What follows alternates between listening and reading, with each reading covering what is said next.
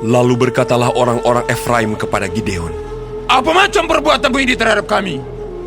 Mengapa engkau tidak memanggil kami ketika engkau pergi berperang melawan orang Midian?"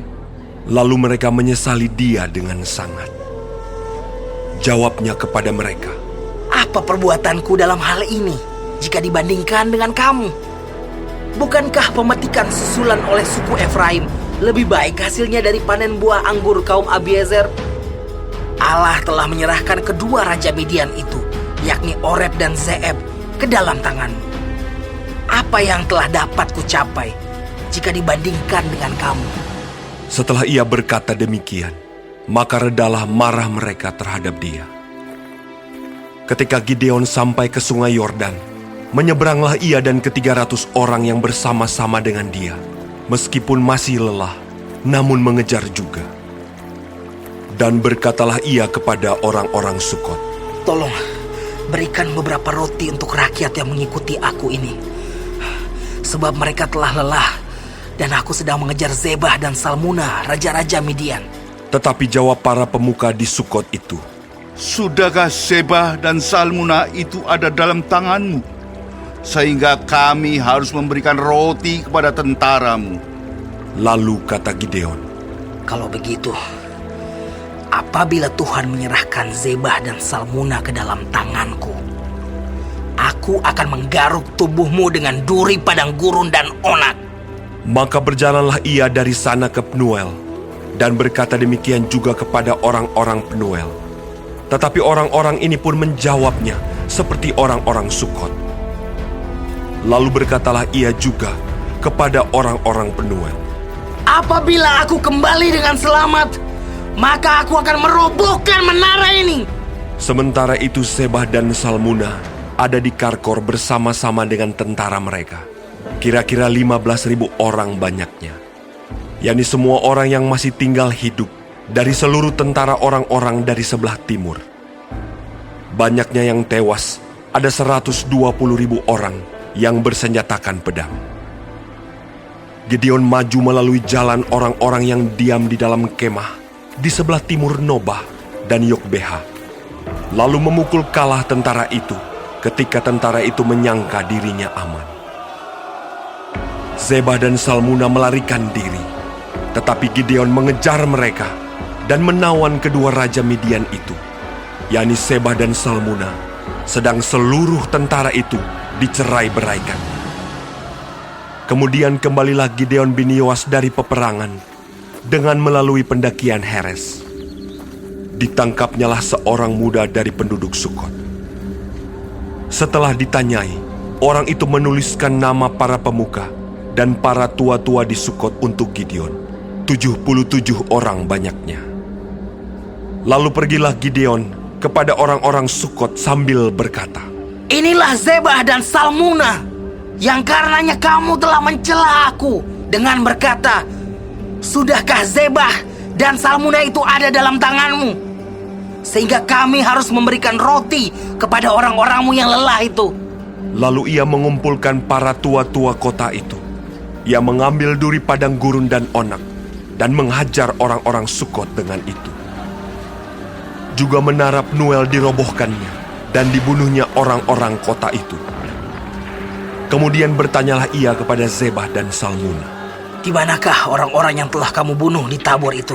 Jawab mereka, Mereka itu serupa dengan engkau. Sikap mereka masing-masing seperti anak raja. Lalu kata Gideon, Saudara-saudarakulah itu, anak-anak ibuku. Demi Tuhan yang hidup, seandainya kamu membiarkan mereka hidup, aku tidak akan membunuh kamu. katanya kepada Yeter anak sulungnya. Bangunlah, bunuhlah mereka. Tetapi orang muda itu tidak menghunus pedangnya, karena ia takut, sebab ia masih muda. Lalu kata Zebah dan Salmuna, Bangunlah engkau sendiri dan paranglah kami, sebab seperti orangnya, demikian pula kekuatannya. Maka bangunlah Gideon, dibunuhnya Zebah dan Salmuna. Kemudian diambilnya bulan-bulanan yang ada pada leher unta mereka. Kemudian berkatalah orang Israel kepada Gideon, biarlah engkau memerintah kami, baik engkau, baik anakmu, maupun cucumu, sebab engkaulah yang telah menyelamatkan kami dari tangan orang Midian.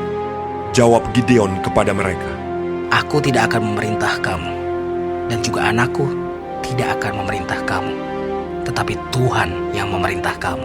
Selanjutnya kata Gideon kepada mereka, Satu hal saja yang kuminta kepadamu. Baiklah kamu masing-masing memberikan anting-anting dari jarahannya. karena musuh itu beranting-anting emas, sebab mereka orang Ismail. Jawab mereka, Kami mau memberikannya dengan suka hati. dan setelah dihamparkan sehelai kain, maka masing-masing melemparkan anting-anting dari jarahannya ke atas kain itu. Adapun berat anting-anting emas yang dimintanya itu, ada 1.700 sikal emas, belum terhitung bulan-bulanan, perhiasan telinga dan pakaian kain ungu muda yang dipakai oleh raja-raja Midian. Dan belum terhitung kalung rantai yang ada pada leher unta mereka. Kemudian Gideon membuat efod dari semuanya itu dan menempatkannya di kotanya, di Ofra. Di sanalah orang Israel berlaku serong dengan menyembah efod itu. Inilah yang menjadi jerat bagi Gideon dan seisi rumahnya. Demikianlah orang Midian tunduk kepada orang Israel dan tidak dapat menegakkan kepalanya lagi.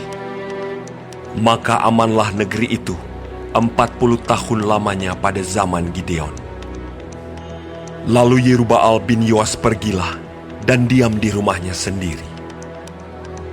Gideon mempunyai 70 anak laki-laki, semuanya anak kandungnya, sebab ia beristri banyak. Juga gundiknya yang tinggal di Sikem melahirkan seorang anak laki-laki baginya. Lalu ia memberikan nama Abimelek kepada anak itu. Gideon bin Yoas mati pada waktu rambutnya telah putih, lalu dikuburkan dalam kubur Yoas ayahnya di Ofra, kota orang Abiezer. Setelah Gideon mati, kembalilah orang Israel berjalan serong dengan mengikuti para Baal dan membuat Baal Berit menjadi Allah mereka. Orang Israel tidak ingat kepada Tuhan Allah mereka yang telah melepaskan mereka dari tangan semua musuhnya di sekelilingnya. Juga tidak menunjukkan terima kasihnya kepada keturunan Yerubbaal Gideon, seimbang dengan segala yang baik yang telah dilakukannya kepada orang Israel.